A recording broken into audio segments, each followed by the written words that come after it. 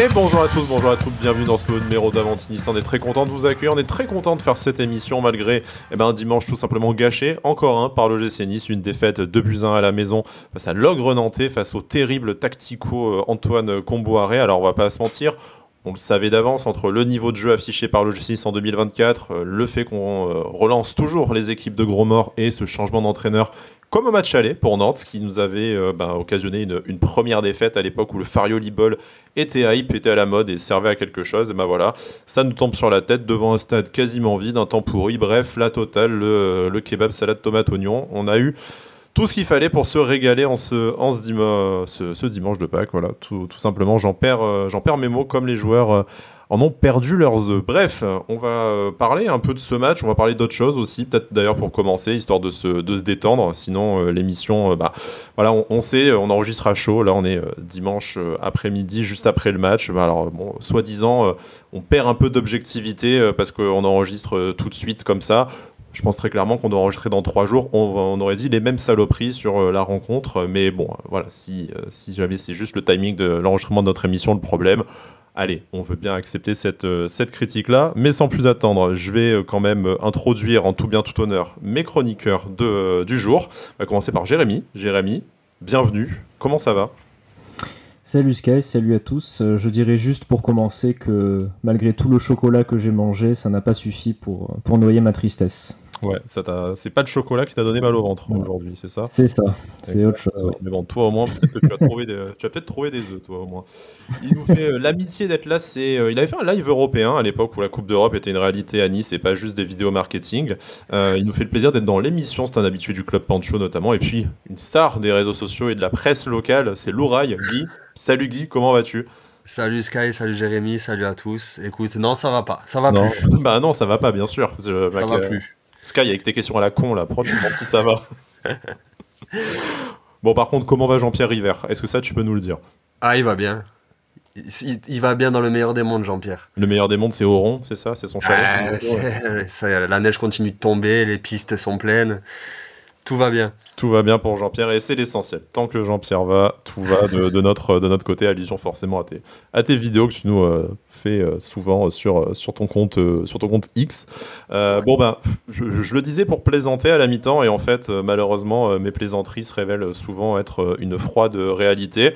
Je vous proposais sur mon compte X de parler un peu de séries parce que c'était probablement un peu plus intéressant que ce qu'on avait sous les yeux. Alors pas de Mika série, même s'il manque cruellement un Mika série au milieu de terrain, on a déjà parlé cette saison, mais histoire de repousser un peu plus l'échéance de parler de ce match, et puis parce que d'ici la fin de la saison, je sens qu'en fait, à part trouver d'autres sujets de conversation, ça va être un long chemin de croix de suivre l'OGC Nice.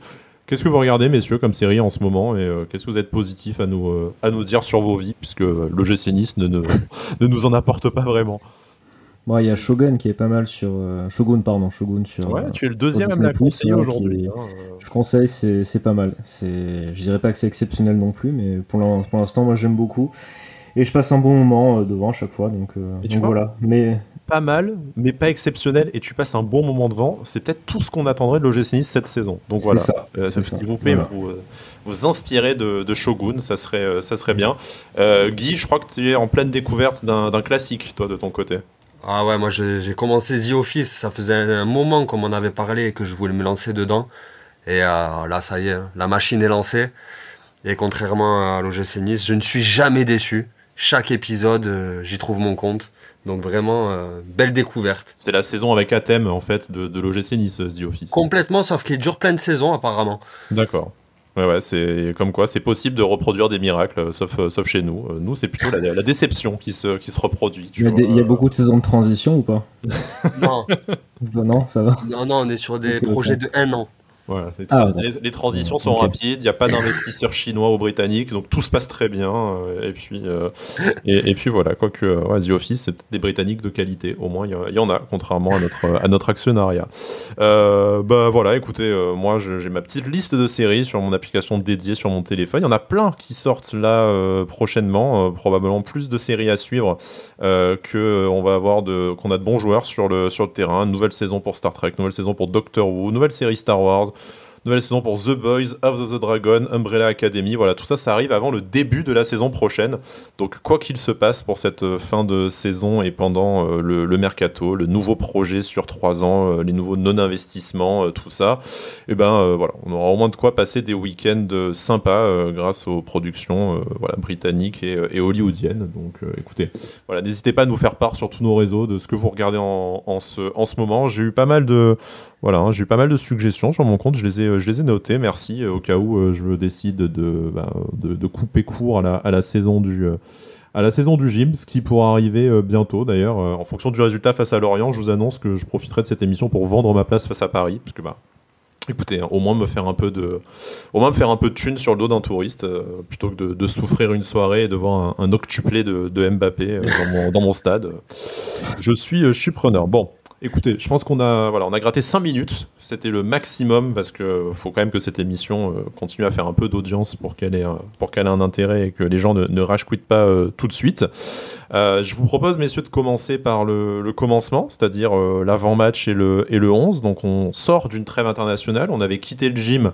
Alors, non pas en grande forme, mais au moins sur un succès, ce qui est pas inédit, mais trop rare en 2024. En plus, ça faisait plaisir de taper le RC Lens, puisque on a un immeuble dans leur tête, donc du coup, fallait bien qu'ils redescendent un peu. Alors, une victoire, on l'avait dit dans notre émission, qui n'était pas non plus empreinte d'un magnifique jeu, mais au moins il y avait de l'intensité, on avait su provoquer et profiter des erreurs de la défense lensoise.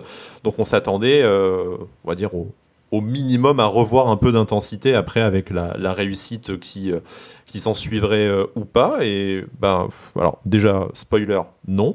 Mais deuxième chose, on va parler quand même du 11, si vous le voulez bien. Alors, un 11 conditionné par des blessures et des absences, notamment au milieu de terrain. Pas de Youssouf, pas de Sanson, pas de Thuram, pas de Rosario. Donc c'était un milieu de terrain Boudaoui, Louché, Claude Maurice. Melvin Barr en défense était un peu laissé au repos, mais il n'a pas pu se reposer très longtemps, le pauvre.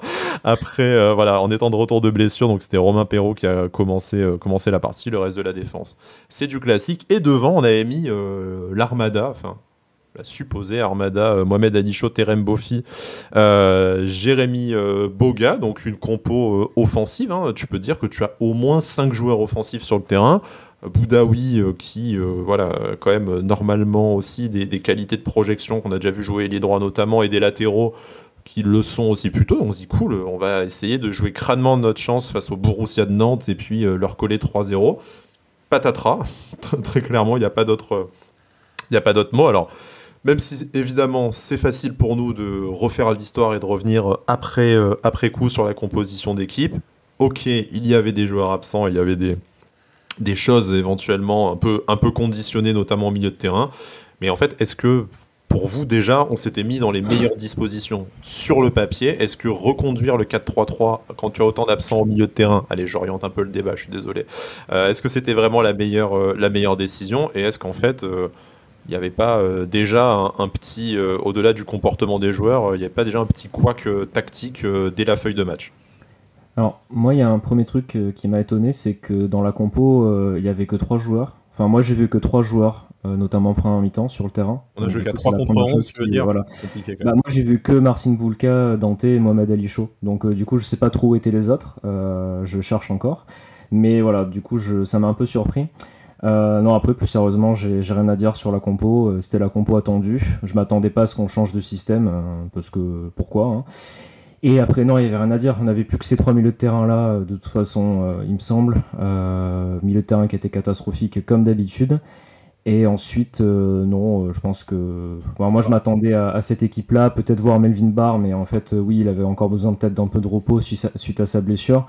Donc voilà, après c'est toujours les mêmes joueurs et puis voilà, rien à dire. Laisse-moi orienter un peu la question, après on demandera à Guy son avis, mais on a vu depuis le début de l'année qu'on avait un peu testé la défense à 3 notamment. Ça aurait pu permettre de retirer un milieu de terrain, ce qui, quand tu ne sais pas trop qui mettre sur la feuille de match, aurait pu être une solution. Ta défense était un peu en difficulté ces derniers temps. Pourquoi pas la renforcer, même si, vu l'entrée d'Antoine Mendy, se pose la question de si ça l'aurait réellement renforcé, mais c'est un autre débat. Et puis, voilà, je te laisse t'exprimer, Jérémy, 2 minutes là-dessus. Et après, la question sera valable pour Guy aussi. Et puis après, il y a les choix devant. Tu décides que tu ne fais pas jouer Gaëtan Laborde. Ne revenons pas là-dessus. Le débat sera jamais, de toute façon, et je pense, est fixé sur son cas jusqu'à la fin de la saison. Mais surtout, tu ne fais pas jouer Van Guessant, alors que ça sera peut-être d'ailleurs une des conclusions de notre émission. Est-ce que ça se justifie encore? Sur le changement de système, il est vrai que j'aurais pensé plutôt à un 3-4-3. Je pense que ça aurait été un peu mieux. Après, je m'attendais à ce qu'on joue en 4-3-3. Vu ce que me propose Francesco Farioli, je pensais pas qu'on allait jouer différemment. Il m'a semblé que c'était plutôt Tom Louchet qui jouait en 6. Ça, par contre, c'est toujours la même chose. Je comprends pas pourquoi. Je vois pas pourquoi c'est lui qui joue en 6. Surtout que ça l'a pas forcément beaucoup aidé cet après-midi, je trouve. Après, non, devant, j'aurais préféré voir Evan Guessant. Surtout que c'est lui qui a juste, encore une fois, apporté devant par son entrée, qui a apporté du danger à un moment donné. Mais je m'attendais à voir Terem Moffi titulaire à ce poste-là.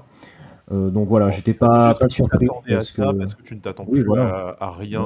Je m'attends plus à rien et je m'attends pas à ce que ça change. Okay. Parce que Farioli nous a pas montré qu'il voulait forcément essayer de changer les choses par le système de jeu notamment. Donc je m'attends pas forcément à ce qu'il y ait des changements. Après, ce que moi j'aurais voulu voir et ce que j'aurais fait, c'est bien sûr différent, mais je m'attendais pas à ce que ce soit différent de ce qu'on a vu aujourd'hui. En tout cas. Un peu de résignation du côté de Jérémy. Guy, par rapport au 11, alors voilà, encore une fois, au milieu de terrain, on sait qu'il y avait de nombreuses absences et qu'on a bricolé comme on a pu. On aurait pu faire des choix différents, comme le disait Jérémy, mais globalement, par rapport aux joueurs alignés et surtout au système où en fait, on se dit qu'on ne s'est pas adapté aux absents, on est reparti toujours avec le sempiternel 4-3-3.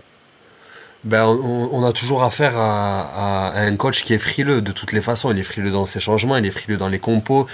Donc ça allait pas changer aujourd'hui, surtout qu'on venait de gagner à Lens, qu'on venait de se rassurer. Donc je pense qu'on maintenait le cap à ce niveau-là. On n'allait pas tout changer aujourd'hui. Moi je l'aurais fait, mais je savais pertinemment qu'il n'allait pas tout changer pour ce match face à Nantes. Maintenant... c'est toujours aussi triste malgré. Alors on réclame Claude Maurice. Enfin on réclame. Ouais, pas trop fort quand même. Certains disent qu'il faut plus de manieurs de ballon. Donc on a le manieur de ballon. On les met les manieurs de ballon. Aujourd'hui il y a Boudaoui, Louchet, Claude Maurice. Je pense que c'est pas emmerdé avec les pieds ces trois gars-là. Non, c'est peut-être le milieu de terrain le plus technique qu'on a eu depuis le début de la saison quasiment. Ah ouais. Et pourtant. Donc non, c'est toujours pareil en fait. On a un coach qui est inexpérimenté, qui a pas de recul pour. Le seul recul qu'il a, c'est les choses qu'il a fait et qui ont bien marché. Et les choses qu'il a fait qui ont bien marché, c'est dans ce dispositif-là. Donc il va s'appuyer sur ce qu'il a fait qui a pu marcher et qui ne marche plus et qui ne marchera plus, je pense, jusqu'à la fin de la saison. Alors tu en parles du coach. Du coup, il est un peu sur. J'allais déjà avoir un parti pris en disant que c'était un peu sur toutes les lèvres sur les réseaux sociaux et chez les amateurs du gym, parce que tu as quand même deux avis, on va dire, assez tranchés mais opposés, de dire le coach nous emmerde avec ses choix qui n'ont ni queue ni tête, sa frilosité, son manque de recul, d'expérience, de renouvellement, on comprend pas où il va, on aurait fait des choix différents, tout ça, bon, ce qui est un peu le métier d'entraîneur, de subir ces critiques naturellement, mais bon, pour l'instant les résultats ne lui donnent pas raison. Et d'autres qui sont plutôt en disant Farioli il y peut rien si en fait les joueurs sur le terrain ne se sentent même pas concernés par ce qui se passe et il peut pas être à leur place et il peut pas les prendre par la main quand le match a commencé. Alors comme d'habitude je pense que la vérité est un peu entre les deux, ça nous servira de fil rouge dans toute cette émission, mais par rapport à ce que vous avez dit sur le 11 et par rapport au changement, parce qu'en fait, on va pas trop faire le match de manière chronologique cette fois, parce que je pense que sur le contenu, il y a vraiment pas grand-chose à dire. Donc, on va peut-être plutôt parler des décisions et des conséquences sur la suite de la saison, si ça vous va comme ça, comme format d'émission. Parce que le contenu, c'était de la merde. Ça ressemble à ce qu'on a vu ces dernières semaines. Et puis, on n'a peut-être pas le niveau d'analyse tactique. En pire, en plus de ça. Donc, on va peut-être pas se l'imposer. Mais par rapport au choix du 11, vous avez déjà commencé à vous exprimer. Et tu disais, frileux dans ses changements. À l'heure de jeu, un triple changement c'est quasiment du poste pour poste, en disant même que peut-être que Mendy c'est encore un peu plus défensif que Tom Louchet avec ce passage à 3 derrière, mais même pas vraiment, j'ai l'impression, c'était pas très clair.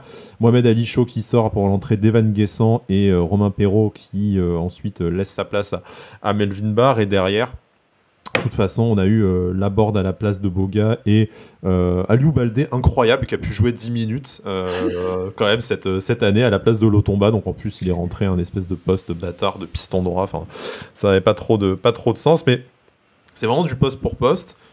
Et je veux pas orienter la suite, mais en plus de ça, moi, il y a quand même des changements qui m'interrogent. Mais je sais pas, Jérémy, sur ces choix-là, encore une fois, limité par le banc, hein, parce que sur le banc il reste Rosier, Doumbouya et Daouda Traoré, donc bon voilà, il n'y avait pas non plus pléthore d'alternatives, mais sur le choix, le timing, le choix des sortants, des entrants.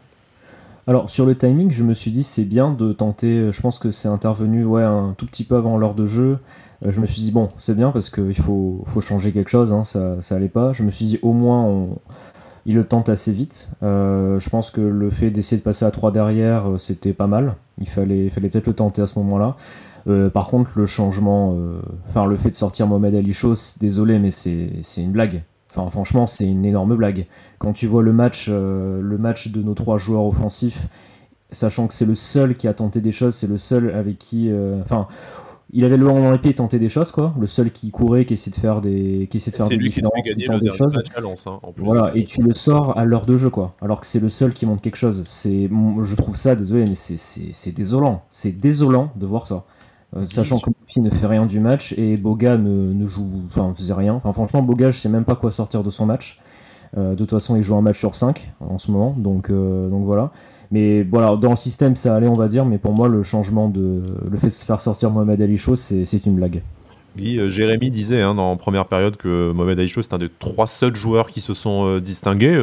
Dans mon souvenir, il commence la deuxième période d'une manière pas particulièrement dégueulasse. C'est quoi selon toi l'explication, si tu en as une, et désolé que la responsabilité d'en trouver une te tombe dessus, mais très clairement, pourquoi sortir Mohamed Ali Chaud, qui est peut-être le meilleur niçois offensivement, enfin c'est même pas peut-être d'ailleurs, c'est sûrement le meilleur niçois offensivement. Alors faire entrer Van Guessant, oui, mais en fait moi j'ai du mal à m'expliquer que Terem Moffi, et je suis désolé, on va encore dire que je fais une fixette sur lui, et c'est certainement le cas, mais enfin Terem Moffi joue encore 90 minutes. Bon, il marque son penalty, certes, il fallait le mettre au fond, et tant mieux pour ses stats, mais tu sors ton meilleur atout offensif des dernières semaines et tu maintiens après, même si Boga ne joue qu'un quart d'heure de plus, tu maintiens 2 joueurs qui ont passé le match complètement à l'envers à être inoffensifs. Est-ce que c'est une question de fraîcheur physique avec des données qu'on n'a pas? Est-ce que c'est une question de statut? Mohamed Ali Chaud est le plus facile à sortir peut-être?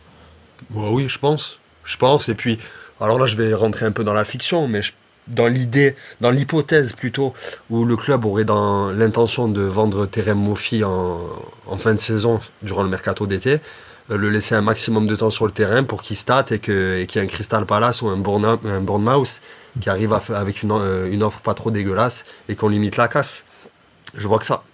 Ouais, pour toi, on est carrément là dans la... Bon, tu disais fiction, mais notre émission, c'est aussi donner notre avis sur ce qu'on voit, et on n'a forcément pas toutes les données, mais là, l'idée, vraiment, pour toi, c'est on finit avec Terem Moffi parce que va bien falloir le lourder... c'est exactement la même raison. C'est exactement la même raison que je donne à la titularisation de Khéphren Thuram match après match. Sportivement, ces personnes-là n'ont rien à faire sur le terrain en deuxième partie de saison. On est d'accord que normalement l'avant-centre Jérémy et puis Guy aussi, l'avant-centre de l'OGC Nice aujourd'hui, ça devrait être Evan Guessant. Oui, largement, Evan Guessant. Le mec a mis fin au débat Laborde Moffi. Bon, je pense que Laborde et Moffi se sont mis fin au débat tout seul en étant nuls de toute façon sur la saison en cours. Mais voilà, Evan Guessant, très clairement, pour parler un peu du penalty et des penalties au final, c'est lui en rentrant qui fait quand même l'effort, qui arrive à passer devant son vis-à-vis nantais et à provoquer cette faute-là. En fait, tout ce qui s'est passé dans la dernière, la dernière demi-heure de dangereux, il y a énormément de choses qui sont passées par Evan Guessant, qui a été meilleur dans les duels, qui a été plus disponible que ses homologues de l'attaque, peut-être à l'exception de Mohamed Ali Chaud avant son entrée. Et encore une fois, même si ça compte pas dans les stats, en réalité, c'est lui qui est décisif pour l'OGC Nice sur ce match-là. Ouais, comme souvent ces derniers temps. Et je trouve que en plus la passe qu'il reçoit pour l'action du penalty est pas forcément évidente. C'est lui qui va faire la différence et qui va se mettre devant le défenseur nantais. Donc c'est vraiment lui qui allait la chercher. C'est lui qui a apporté un petit peu de jeu, d'envie. Enfin, j'ai même pas envie de dire d'envie, ça me semble être le minimum d'essayer d'aller chercher le ballon et d'aller au contact et d'essayer d'aller chercher quelque chose, et lui il y va. Mais c'est tellement rare de voir ça de la part de nos joueurs sur les derniers matchs que maintenant ça nous semble. Enfin, moi là, ça m'a semblé. J'ai dit waouh, on a un joueur qui fait un truc quoi. On en est là. Mais non, après, je suis assez triste de le voir sur le banc ces derniers matchs-là, étant donné son début de saison 2020, enfin son début d'année 2024, pardon. Et de voir que les matchs où même il rentre, il fait des différences comme ça. J'aurais même aimé que ce soit lui qui tire le penalty. Je pense qu'il mérite de marquer quelques buts supplémentaires. Donc voilà, pas trop grand chose à dire, mais c'est sûr que pour moi, il mériterait largement d'être titulaire au vu des prestations de nos joueurs offensifs depuis le début de la saison. Allez, passe décisive et question facile pour vous deux, messieurs. À la pointe de l'attaque de l'OGC Nice jusqu'à la 34e journée, ça doit être Evan Guessant et puis c'est tout. Oui. Guy ? Oui, après, si j'apporte un peu de nuance, au niveau des stats, Evan Guessant, c'est pas tip top, et ce qu'on demande à un avançant, c'est de scorer. Et à ce compte-là, Terem Moffi est devant Guessant. Mais bon. Ouais. Après, en ayant marqué 3 pénaltys, 3 tapines, et puis. On est d'accord. Voilà. Mais pour moi, c'est Evan Guessant. Voilà, Evan Guessant, 4 buts cette saison en Ligue 1, effectivement, c'est pas terrible. Après, c'est un peu au niveau. Après, il obtient le penalty aujourd'hui qui va se chercher vraiment. Il vaut un but, clairement. Celui contre Metz, c'est lui qui l'obtient aussi. Faute ou pas faute, c'est un autre débat, c'est lui qui l'obtient. Et puis, c'est un peu plus l'avenir du gym, comme tu le disais. Si le grand plan, c'est d'essayer de se débarrasser des gros salaires inutiles, ou en tout cas en délicatesse sportive, comme un Gaëtan Laborde ou comme un Terem Moffi l'été prochain, je dis pas qu'il faut reconstruire autour d'Evan Guessant, mais Evan Guessant, on veut bien croire qu'il a une marge de progression et une palette de jeu un peu plus étoffée par rapport à ces deux concurrents de l'attaque. On a l'impression que, bien entendu, on verra qui sera l'entraîneur de l'OGC Nice l'année prochaine, parce que la question va peut-être aussi finir par se poser à un moment donné, mais en tout cas, moi je lui vois peut-être pas le potentiel d'être le titulaire d'un club qui joue la Coupe d'Europe, mais en tout cas, pour l'instant, c'est sûrement celui des joueurs offensifs cette saison qui a donné le plus satisfaction. On parlait de penalty, restons peut-être là-dessus. Est-ce que pour vous déjà il y a penalty sur Evan Guessant, et puis est-ce que derrière après il y a penalty pour Nantes aussi. Le penalty sur Evan Guessant, il a quand même été checké à la VAR. Je me permets, Sky, juste 2 secondes, il donne le 6 mètres. Il donne le 6 mètres, super. Okay. Il donne le 6 mètres. Heureusement que la VAR existe malgré tout. Écoute, oui, sur notre penalty, il n'y a aucun débat possible. D'ailleurs, tu viens de me confirmer qu'il avait 16 mètres, donc je trouve ça assez incroyable, au vu de la faute qui, quand même, ne laisse aucune place au doute pour moi. Parce qu'en fait, j'ai pas trop compris. Je pensais qu'il avait donné penalty, et après il va voir la VAR. Enfin, il y a un moment un peu on savait pas trop, voilà. Puis il va voir la VAR. Je dis mais qu'est-ce qui se passe? Et après, bon, je pense que quand j'ai revu les images, j'ai dit oui, là, il y a pas trop de débat possible. J'ai pas trop compris que les Nantais râlent autant au vu de la faute, mais bon, ça c'est notre histoire. Après, ensuite, non, je pense qu'il y a penalty pour Nantes aussi. Il y a la faute, et en plus, je pense qu'il y avait un penalty pour eux aussi un peu avant. Sur une faute de Dante, l'action est un peu litigieuse pour moi, et ça m'aurait pas semblé un scandale qui est penalty pour eux sur cette action-là, et à ce moment-là on a vu de la chance. Après voilà, sur l'autre action où le penalty était sifflé, je pense qu'il y a faute, oui. En tout cas, s'il y avait la même faute pour nous, j'aurais dit qu'il y avait penalty, donc oui, là pour moi il n'y a pas de problème sur les décisions sur les penalties en tout cas. Guy, pour une fois, pas de polémique d'arbitrage du coup. Bon, pas du tout. 2 penalties, les 2 penalties sont sifflés. Il va voir la VAR pour rectifier. Alors, j'étais devant la télé, il donne le 6 mètres, il y a un moment de flottement, donc parce qu'effectivement son geste, le 6 mètres il est donné, mais on dirait qu'il monte le point de pénalty. Ouais. Mais il donne le 6 mètres et il va vite voir la VAR et il donne pénalty, donc voilà, il n'y a pas de souci. Quand c'est utilisé comme ça, que c'est rapide et que c'est fluide, aucun problème. Même, je lui en veux même pas à l'arbitre d'avoir donné 6 mètres au départ. Oui, ça Et sert non, à ça pénalty. d'avoir ses Exactement. collègues qui l'appellent, il prend la décision immédiatement. Exactement, tu t'es trompé, il y a faute. Point Ouais. barre. Et Nantes, penalty pour eux, pas de problème. Et ça aurait même pu être sifflé 10 minutes avant, comme l'a dit Jérémy. Donc tant mieux pour nous, ça nous évite un 3-1. Ouais. Et, On en est là, hein, de se dire, ouf, on a perdu que d'un but face à Nantes, mais bon, en même temps, écoute, on mène les combats qu'on peut gagner, et puisque c'est pas des matchs qu'on peut gagner à la maison, hein, parce que putain, je vous rappelle quand même, défaite face à Montpellier, défaite face à Nantes, quoi. On est quand même pas loin d'être dans le pire scénario, le pire scénario possible. Heureusement qu'on joue plus Marseille et Monaco à la maison, hein, parce que sinon, bref, voilà, on peut toujours se faire assassiner par Paris, par contre. Le petit point arbitrage passé, hein, pour une fois, il y a quand même pas grand-chose à dire dessus. Et puis, bon, voilà, hein, quand c'est bien fait, il faut aussi le souligner, hein, dans un certain souci d'honnêteté intellectuelle.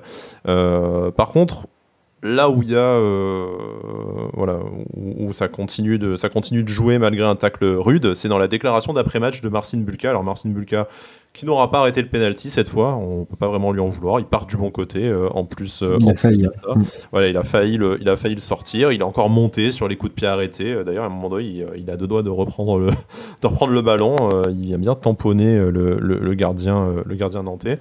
Mais par contre on sent qu'on est sorti de la langue de bois, on n'est pas sur le discours d'un Danté, on est sur un discours très très clair et très révélateur, je pense, sur l'ambiance qu'il peut y avoir au sein du club et au sein du vestiaire en ce moment. Alors, je sais pas, peut-être pour nos auditeurs, nos auditrices qui ne l'auraient pas entendu, je vous en ai fait un petit résumé, donc ouvrez les guillemets. Je ne comprends pas certaines attitudes dans l'équipe sur le premier but. Je ne sais pas si c'est collectif, je dirais que c'est individuel. Chacun doit se regarder dans les yeux et se poser les questions, y répondre soi-même et se demander s'il a envie ou pas. En première période, ça se voyait que certains n'avaient pas envie. Donc aïe, déjà, très clairement. Là, il ne nomme pas les joueurs, mais bon, très clairement, déjà, il s'en prend à sa défense en premier lieu, mais pas que, je pense. En tout cas, il s'en prend à ses coéquipiers, il s'en prend au vestiaire, et là, il sous-entend quand même qu'il y a aussi un peu des éléments pourris dans le vestiaire et une ambiance de merde. D'ailleurs, dans la partie que j'ai coupée de la déclaration, qui me semblait moins important, il disait de toute façon après ce genre de match dans le vestiaire, on a tendance à pas parler. Je vais essayer de poser la question d'une manière un peu chill parce que je trouve que ça met quand même une sacrée chape de plomb sur l'ambiance de l'équipe. Mais est-ce que pour vous le groupe vit bien? Parce que là, très clairement, même moi j'ai un sentiment de malaise. Je pense qu'on a tous vu de toute façon sur les derniers matchs, notamment à domicile, enfin les derniers matchs là, Clermont, Montpellier, Nantes. Enfin bon, moi quand j'avais fait l'émission avec Brice contre Montpellier, on l'a pris à la rigolade, mais franchement j'ai plus envie de rigoler.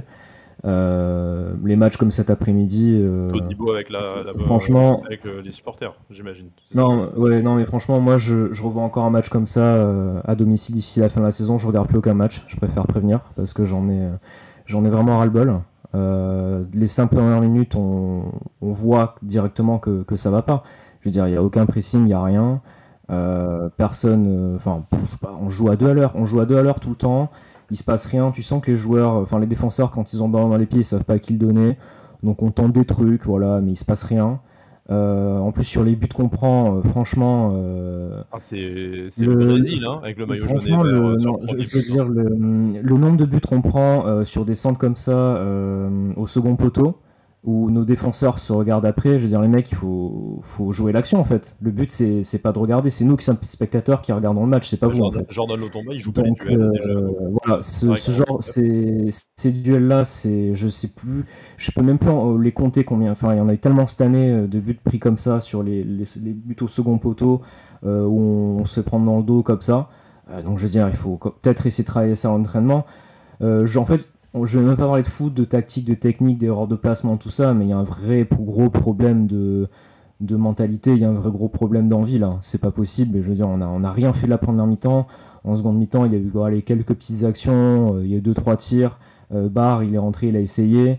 Mais je veux dire, il faut arrêter. Cadré, dont le penalty et la Voilà. demi-volée de Barre qui Ouais, je suis désolé, tu joues Nantes à domicile qui est super en difficulté, tu as des stats pareils, faut arrêter d'exagérer. Pour moi, comme je te disais tout à l'heure en off, en fait, j'en suis à un stade où quand je regarde les matchs, là, quand il y avait un 0, je me suis dit, bon, bah, on va perdre et tout, mais j'étais vraiment décontenancé, quoi. J'étais dépité. Et en fait, même en étant dépité, ils ont réussi à me réénerver parce qu'on a mis ce but-là. Et les deux souvenirs que j'ai après, c'est on marque ce penalty-là, on n'arrive même pas à la fin du ralenti, qu'en fait on passe en direct, on est déjà en difficulté dans notre surface avec l'action de Sissoko pour Nantes.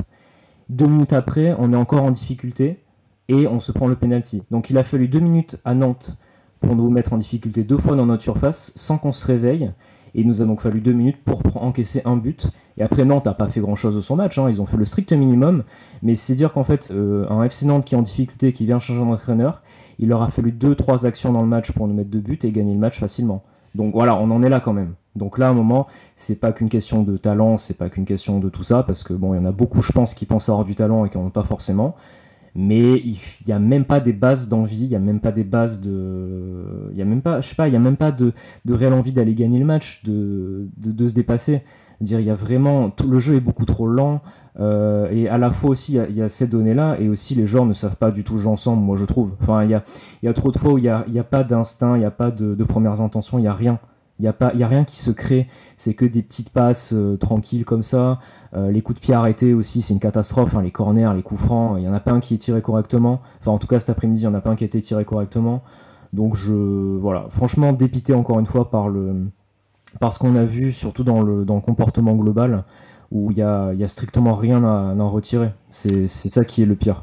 Guy, quand on a tous été soit dans un vestiaire, soit dans un groupe, soit dans le monde de l'entreprise, et peut-être même les trois pour certains. Quand tu as un de tes coéquipiers, un de tes collègues qui, comme Marcin Bulka, en fait, tire à vue, se permet de remettre tout le monde devant ses propres responsabilités et casse l'espèce de discours policé insupportable qu'on a l'habitude d'entendre de la part de notre capitaine depuis plusieurs saisons.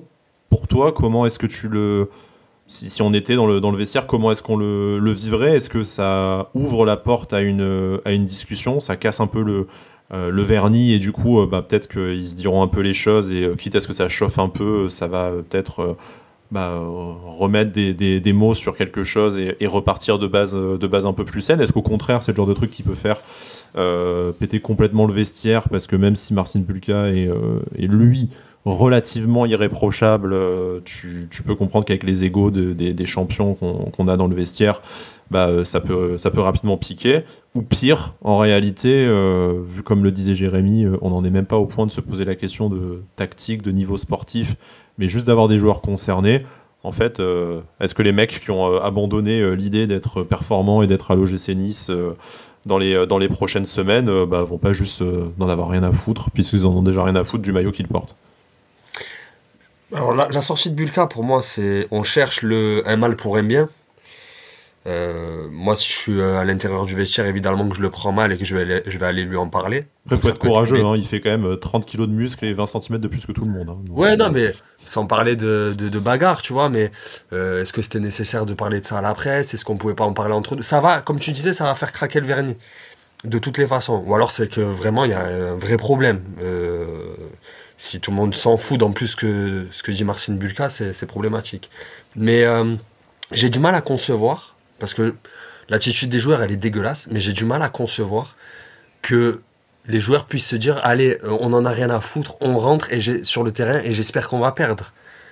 Donc, je pense que c'est un problème global, joueur, mais je pense aussi que ce sont des joueurs qui se sont fait chier toute l'année et qui arrivent au bout d'un truc. Vraiment, j'ai beaucoup de rage contre les joueurs, mais je pense que c'est pas les seuls fautifs. Même si, problème récurrent coach après coach, ça j'en suis entièrement d'accord, mais j'ai du mal à concevoir que pour leur métier et pour leur carrière, ils puissent rentrer sur le terrain et se dire aujourd'hui j'ai pas envie. J'ai du mal à le concevoir.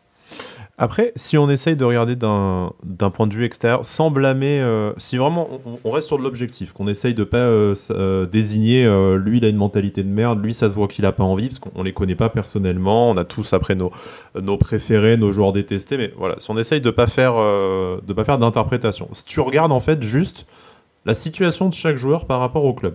Si je reprends le 11, tout simplement d'aujourd'hui. Marcin Bulka, il fait un très bon match. Première saison où il est enfin titulaire, moi je comprends qu'il soit concerné. Jordan Lotomba, on connaît son conflit latent avec le club, le fait qu'il ait jamais apprécié d'être vraiment conforté, tout ça. Moi ça m'étonnerait pas que le type soit sur le départ. Alors après, moi je suis sur le départ, j'essaie de montrer qu'en fait je suis un crack pour essayer de signer à Wolfsburg plutôt que de signer à Montpellier, tu vois. Mais bon, voilà, admettons. Todibo qui avait pas spécialement envie de rester et qui, je pense, là en plus est en train de voir que l'Euro ça va être foutu pour lui, donc et que sa cote, au final, est-ce qu'elle va vraiment changer dans les 6-8 matchs? C'est peut-être le calcul qui se fait. Dante qui s'est fait proposer une prolongation encore à la baisse, peut-être qu'il est un peu mauvaise. Romain Perrault qui, vu ses performances cette saison, je serais quand même surpris qu'on lève l'option d'achat. Hicham Boudaoui qui est toujours là, toujours plus ou moins bon, toujours en l'entre-deux. Moi, j'ai jamais eu l'impression que ce mec, même si je l'adore, vous le savez si vous écoutez cette émission, j'ai jamais eu l'impression que le mec ait eu une quelconque ambition d'aller vraiment plus haut, et c'est peut-être son principal défaut. Tom Louchet, pas grand-chose à dire sur lui. Voilà, première saison, il essaye de se démener, mais est-ce que la responsabilité de la marche en avant de l'équipe est sur lui? Pas sûr. Claude Maurice, il est en fin de contrat. C'est pas terrible, mais on l'a vu un peu plus remuant. En tout cas, moi, les dernières semaines de Claude Maurice, je suis pas loin de dire que c'est ce qu'on a vu de mieux et de plus constant de sa part en 5 ans de contrat. Mohamed Ali Chaud, voilà, meilleur niçois offensivement. Terem Moffi, si on se fie à ton avis, Guy, et qu'en fait, le but, c'est qu'il se montre lui tout seul pour essayer de se barrer en première ligue cet été, il fait très bien ce qu'il faut faire pour se montrer tout seul et pas jouer avec ses coéquipiers. Et Jérémy Boga, il vient d'arriver, intermittent. Alors ouais, c'est sûr que il nous fait sa déclaration où il dit le stage en Belgique, ça nous a fait du bien, on a faim, on a envie d'y aller tous ensemble et j'assume d'être le leader technique de l'équipe.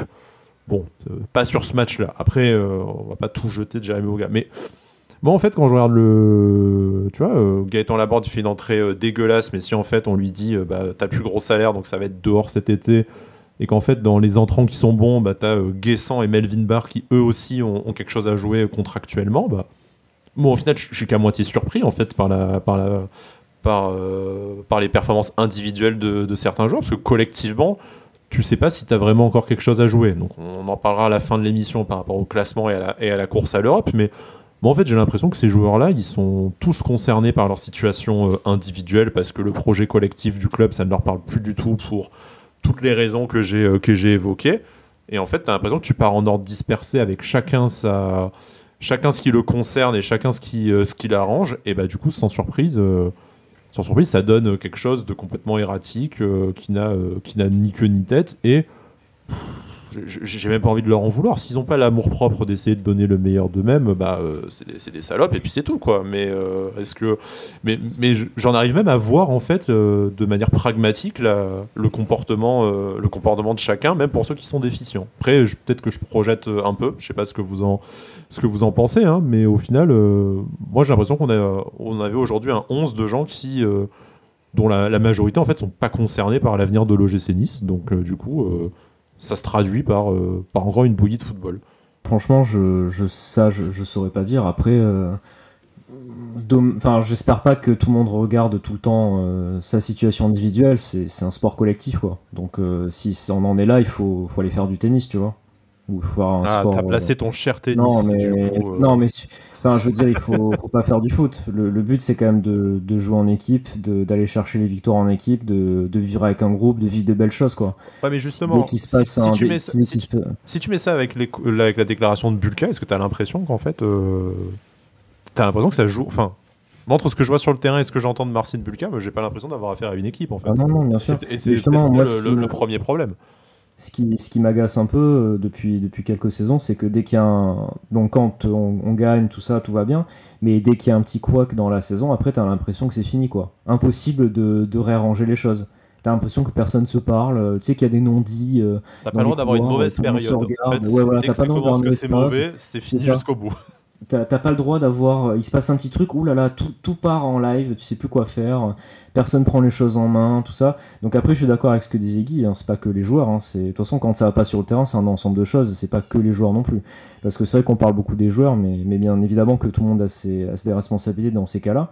Mais je veux dire, moi, il y a plein de saisons comme ça, il se passe un petit truc et après, ben, t'as l'impression que personne ose se parler quand ça ne va pas, tu sais. Qu'on peut pas parler, dire ah bah là ça va pas, qu'est-ce qu'on trouve comme solution pour que ça aille mieux. À chaque fois, t'as l'impression que ça fait que dégringoler, tu sais, et que ça part dans tous les sens, et que voilà. Donc ça, c'est quand même super dommage. Enfin, c'est la sensation que j'ai quand même depuis quelques saisons, en tout cas. Et c'est généralement, ça commence bien au début et ça s'étiole petit à petit. L'année dernière, c'était pas comme ça, mais je parle en règle générale. Donc après voilà, moi je pense que tout le monde a ses responsabilités. Après, si je prends les choses de manière très pragmatique, quand tu es sur le terrain, après tu essaies de faire du mieux possible, que ce soit pour toi ou pour l'équipe, mais c'est le but. Enfin, il faut au moins essayer de prendre un peu de plaisir sur le terrain, et tu as un match à jouer une fois par semaine, il faut essayer de le jouer, quoi. Donc voilà, il faut... Je peux comprendre tes explications, tout ça, mais à un moment donné, c'est Après, c'est des ton travail aussi, c'est des explications de merde, probablement, hein, parce que je suis jamais qu'un supporter lambda, tout ça, mais en même temps, moi, face à la perplexité de ce que affiche le gym, je cherche un peu de solutions, et en fait, j'ai l'impression qu'ils sont pas concernés. Donc, est-ce que c'est tous par rapport à leur situation vis-à-vis du club contractuel? Est-ce que, comme on le disait tout à l'heure, il y a quelque chose qui s'est cassé, ils se sont fait chier toute la saison, et maintenant qu'il n'y a plus de record d'invincibilité, qu'il n'y a plus de meilleure défense à aller chercher, Guy, est-ce que pour toi c'est ça en fait? Il n'y a plus d'enjeu, et la course à l'Europe, c'est pas un enjeu pour ce groupe-là? J'étais le premier en début de saison à me satisfaire des résultats, en fait, tout simplement. Si, avec ce jeu chiant pour les supporters et pour les joueurs, qu'on ne m'explique pas qu'ils s'amusaient, c'est pas possible. Ou alors ils prenaient du plaisir dans la victoire, et c'est différent.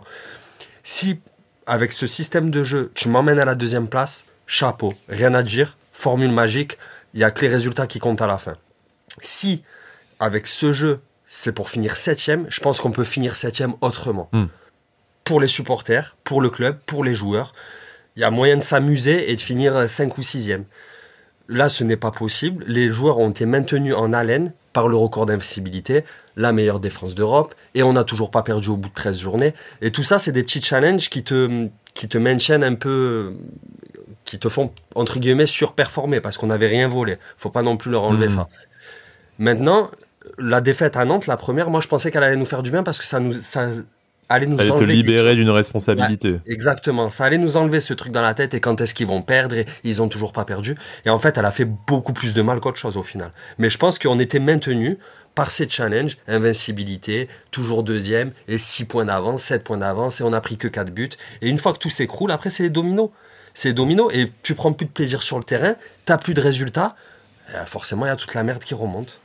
Mais est-ce qu'on ne pourrait pas trouver des nouveaux challenges? Je parlais de la course à l'Europe, et ça sera notre dernier sujet de cette émission. Mais est-ce que, par exemple, je ne sais pas, prendre un point après que l'adversaire ait ouvert le score, est-ce que vous ne pensez pas que ça pourrait être un challenge raisonnable pour la fin de la saison? Parce qu'on est quand même la seule équipe dans les 5 grands championnats qui n'a toujours pas réussi à renverser. C'est même pas renverser un score en plus, quoi. C'est ne serait-ce que juste essayer de choper un match. Franchement, sur un malentendu, ça a presque failli y arriver cette fois, mais en fait, j'envoyais un message à des collègues sur Telegram quand on était mené à 1-0. Je lui dis, mais en fait, on a déjà perdu. Le truc, c'est que du moment que tu te prends ce premier but, dans ta tête, tu sais que tu as déjà perdu ce match. Et je pense pas que avoir été le seul à me faire cette réflexion-là. Quand Nantes marque, je me dis, bah merde, en fait, on a déjà perdu. Alors, il y a ce penalty qui tombe du ciel.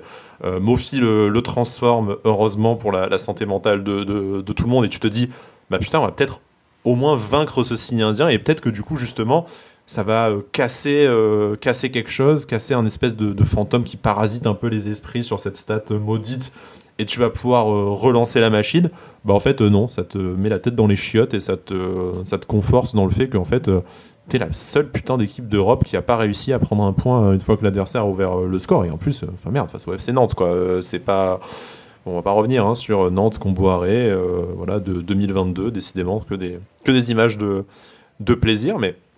Bon, j'entends vos arguments, je comprends ce que tu dis, Guy, mais je me dis que merde, il y a encore quelque chose y a encore quelque chose à jouer et ça sera notre dernier sujet avant un peu de se projeter, en se projetant sur la suite de la saison. Là, l'OGC Nice est quand même toujours 5e. Alors bien sûr, la deuxième place qu'on occupait encore il y a quelques semaines s'éloigne franchement. Brest est désormais à 7 points. 7 points, c'est l'avance qu'on a sur le ventre mou entre la 9e et la 10e place. Donc très clairement, on regarde davantage derrière que devant aujourd'hui. Mais tu n'es jamais qu'à 3 points de Lille. Si jamais tu restes à cette distance-là, tu les joues à la dernière journée.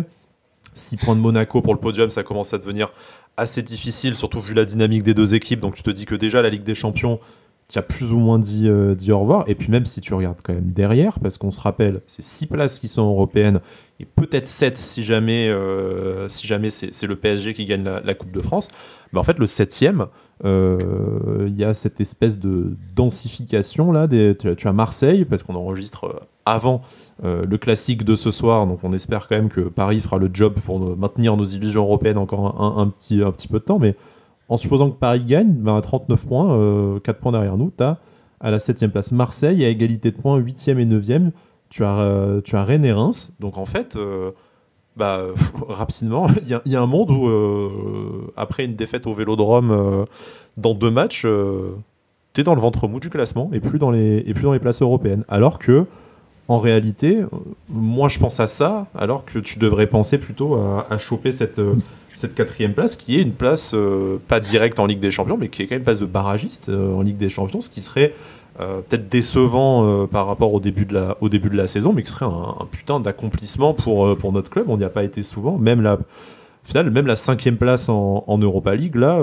tu te dis que t'as envie de t'y accrocher. Enfin, je sais pas, mais par rapport à la dynamique de l'équipe, est-ce que vous regardez déjà plutôt devant, plutôt derrière, et comment est-ce que vous voyez, on fera un petit point classement après vos interventions, un petit point calendrier après vos interventions, mais comment est-ce que vous voyez les prochaines semaines et la capacité de Nice de se dire, on est mathématiquement, factuellement toujours dans la course à l'Europe, mais par rapport à ce qu'on disait sur le sujet d'avant, est-ce qu'en fait on est toujours dans les têtes, et est-ce qu'on est toujours en capacité de se dire qu'on est un concurrent en place européenne?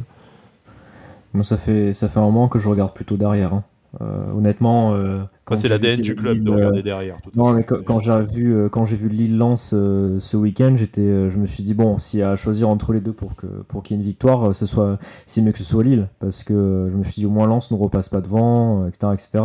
Moi, je vise plutôt une place dans les 6-7 premiers pour avoir une Coupe d'Europe, plutôt qu'absolument le podium. Je veux dire, le podium, ça fait un moment qu'il faut voir que Monaco et Lille vont finir devant nous. Je veux dire, il y a 90% de chances que ce soit ça.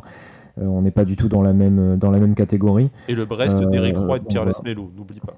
Ouais, mais eux, ils font une saison quand même qui est exceptionnelle. Il faut vraiment les féliciter pour ça. C'est très beau ce qu'ils font. Mais voilà, après, moi, j'ai plutôt tendance à regarder derrière. Et je serais pas étonné que dans 4-5 matchs, on soit 8 ou 9e. Là, je viens de voir que Strasbourg a battu Rennes, donc merci Patrick Vieira.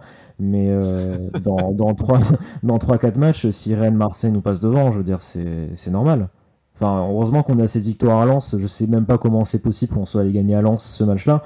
Mais la défense de Lens nous a offert le match. Je pense que je veux dire, il n'y a pas chose. Ouais. Après, voilà, et nous aussi, on avait un peu retrouvé quelques valeurs, un peu de la solidité, on avait retrouvé une envie et tout. Bon, qui a duré un match. Bon, au moins, on a su capitaliser sur ce match-là, on a pris les 3 points. Mais je veux dire, si on continue à ce rythme-là, ça va coûter un peu cher. L'empreinte carbone va pas être terrible, mais ça a bien fonctionné. Il me semble que sur la fin de championnat, on joue quand même beaucoup de très bonnes équipes. Je serais pas étonné que dans quelques matchs, on soit plus du tout dans les places européennes. Franchement, je vois pas. On n'a pas vraiment une progression sur le terrain sur les derniers matchs, à part ce match à Lens, donc je vois pas pourquoi Enfin, franchement, j'espère qu'on va être européen, mais si on ne l'est pas, je vais pas avoir trop de regrets non plus au vu de ce qu'on en a montré, et honnêtement, on le mérite pas forcément, donc pour le moment. Après, si on fait 7 matchs exceptionnels là, et qu'on prend des points, tout ça, qu'on finit 3-4e, super, mais franchement, déjà, j'y crois très très peu. Et voilà, pour l'instant, on ne mérite pas du tout. Enfin, franchement, si on regarde la saison dans l'ensemble, on a eu un très très bon début et ça, bravo, mais après, on mérite pas forcément l'Europe. Ouais, au final, la partie moisie de la saison dure désormais depuis plus longtemps que la partie excellente, donc voilà. On capitalise encore dessus, mais s'il n'y a pas au moins une fin de saison ne serait-ce que correcte, les places européennes risquent de nous échapper, d'après toi, Jérémy. Guy, avant de t'écouter sur le sujet, puisque Jérémy parlait du classement, du calendrier, je vais y arriver. On se déplace à Reims au prochain match. Reims qui est à 4 points derrière nous, donc ça peut aussi être un match, les fameux matchs à 6 points, hein, parce que tu peux les mettre définitivement entre guillemets derrière toi pour les places européennes, ou tu peux les voir recoller, te condamner. La réception de Lorient, un peu plus anecdotique pour les places européennes, mais bon, vu qu'on vient de perdre face à Nantes et face à Montpellier, pourquoi pas la passe de 3 à la maison. Et puis après tu te déplaces à Marseille. Donc en fait, sur les 3 prochains matchs, effectivement, tu peux rapidement être 8e, 9e. Et on parle pas de la suite de la saison où tu dois encore recevoir Paris, qu'on espère loin en Ligue des Champions, et déjà champion. Peut-être qu'on arrivera à gratter un point courageux. Et puis tu vas jouer la dernière saison, le dernier match de la saison contre Lille, donc dans un LOSC qui risque peut-être d'avoir besoin des 3 points pour valider sa qualification en Ligue des Champions. Qu'est-ce que tu en penses, à la fois par rapport aux performances propres à l'OGC Nice ces dernières semaines, la fameuse dynamique, et puis par rapport à ce qui nous attend les prochaines semaines? Est-ce qu'on peut en fait avoir un scénario catastrophe, ou même l'hypothétique 7e place qualificative pour la Conference League, ça peut même se manquer? Ce que j'en pense par rapport à la dynamique de l'équipe, en fait, je sais pas trop quoi en penser, puisque il nous reste entre guillemets des gros matchs, et quand je vois le match qu'on a sorti à Lens, ok, 3 buts cadeaux, mais dans les intentions, dans le pressing, dans la volonté, j'ai vu autre chose que ce que j'ai vu aujourd'hui. J'ai vu autre chose que ce que j'avais vu les matchs auparavant aussi. Donc je me dis pourquoi pas. Ils sont après, capables. Prendre 3 points à Marseille, mais perdre 3 points à la maison face à Lorient, ça fait sur 3 points. Hein, donc, Ils sont capables d'aller nous chercher un résultat au Vélodrome et de nous faire une diarrhée à domicile contre Lorient. Donc je suis pas super optimiste, mais franchement je m'attends à tout en fait. On finirait 12e, que je serais pas surpris. On finirait 5e, que je serais pas surpris non plus. Après, si on est purement objectif, réaliste, et qu'on reste sérieux 2 minutes, une place en Conference League, ça me suffit amplement. Pour éviter alors ça dépendra de l'été prochain et compagnie, mais bon, vu que c'est un éternel recommencement, une place en Conference League, ce serait très bien. Europa League, ce serait la cerise sur le gâteau, mais déjà la petite Europe, pour un club qui grandit très doucement, trop doucement, ce sera déjà amplement suffisant.